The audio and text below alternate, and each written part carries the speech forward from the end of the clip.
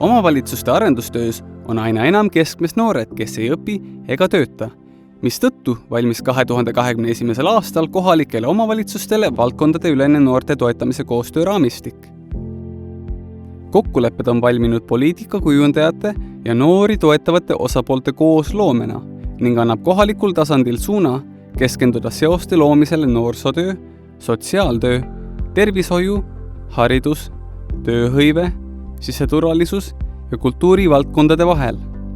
Kokkulepped täpsustavad noorte toetamisega seotud termineid, noorte olemust ja erisusi, võimalikke lahendusvajadusi, koostöö ja toetamise erinevaid etappe ja põhimõtteid, valdkondade ülese koostöövõrgustiku vajadust, spetsialistide tööülesandeid.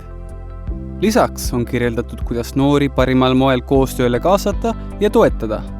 Eelkõige toimub see noorte endi vaba tahte ja valmisoleku alusel, kus noort võetakse võrdväärse partnerina. Noorte keskne toetamine, sealhulgas liikumine erinevate eluvaldkondade vahel, tuleb hoida noore vaatest lihtsa, selge ja sujuvana.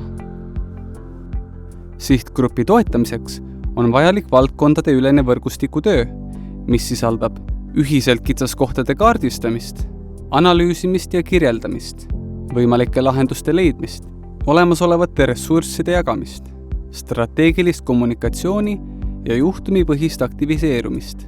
Võrgustikutöö saab toimida nii asutuste, omavalitsuse, piirkonna, maakonna kui ka riiklikul tasandil.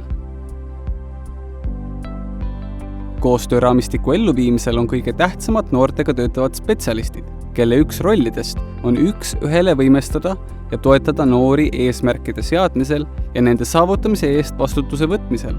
Selleks tuleb nooreni jõuda, luua usalduslik kontakt ja selgitada probleemid ning aidata leida lahendusi ka uute vajaduste ilmnemisel peale esialgse koostöö lõppu.